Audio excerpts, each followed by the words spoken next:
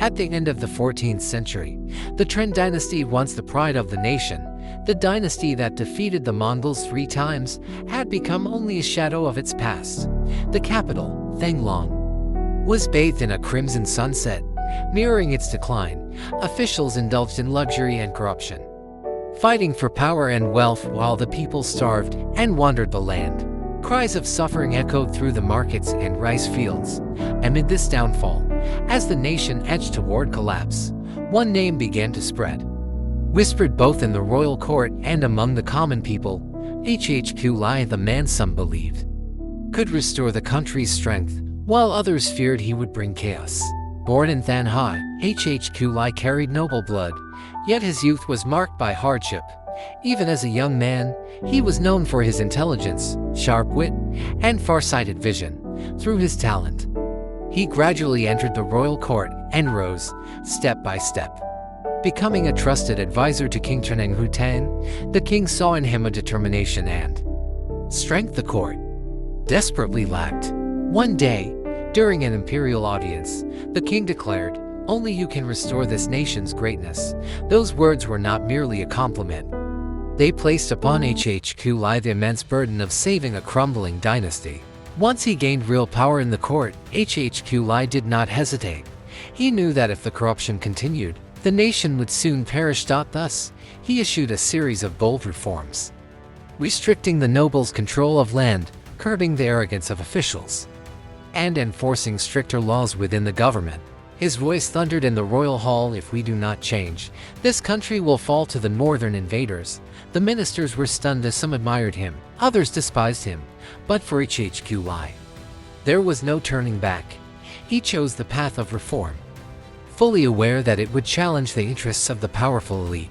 Hồ Ly's changes did not stop within the palace walls.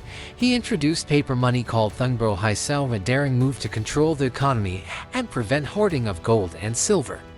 He ordered the construction of Tây Đô Citadel, a massive stone fortress, unlike anything seen before in Vietnamese history, symbolizing strength and renewal. The people were both astonished and uncertain. Whispers spread, "This has never happened in my Vit before." Some believed a new era was dawning, while others feared the pace of reform was too fast, too radical, like a double-edged sword. Shadows of doubt began to spread across society. In the year 1400, a world-shaking event occurred. Inside the golden-lit throne hall, the young emperor Turnthi, too young to understand the meaning of his crown, trembled as he handed over the imperial seal. Before the court and officials, the boy bowed, tears glistening in his eyes. Behind him stood Hồ Ly, tall, solemn, and stone-faced, his gaze cold and unyielding. The drums thundered, closing a glorious chapter of history. The Tang dynasty, the dynasty of unmatched victories, had come to an end after nearly 2 centuries. In that fateful moment, Hồ Ly donned the radiant imperial robe and ascended the grand throne. The officials knelt and shouted their praises, yet in many eyes lingered resentment and defiance. A new era of the H dynasty was born, forged from both hope and doubt. Hồ Ly dreamed of a stronger, reformed Vit, freed from corruption and decay. But he knew the throne was not merely power, it was a crushing burden. He would have to face not only foreign threats, but also the hatred and resistance within his own land. Only a few years after the founding of the H dynasty, danger struck from the north. Under the pretext of restoring the Tang, the Ming army invaded. The nation trembled beneath their iron hooves. Despite his age, now 17, Hồ Ly refused to hide in the palace. He donned armor, wielded a sword, and personally led his troops into battle. His hoarse voice roared, "Better to die than to kneel before the enemy." Beside him stood his son, Han, young, brave, and loyal. Father and son fought together for their country, their courage blazing amidst the chaos of war. The battlefield was engulfed in flames. The Ming army charged forward like a storm, waves of soldiers and horses crashing against the H lines. Swords clashed, drums thundered, and the ground trembled beneath the fury of battle. The soldiers of Vit fought valiantly, their blood and sweat soaking the soil. But the enemy was too many, too strong, while the H regime was still young, without the people's full support.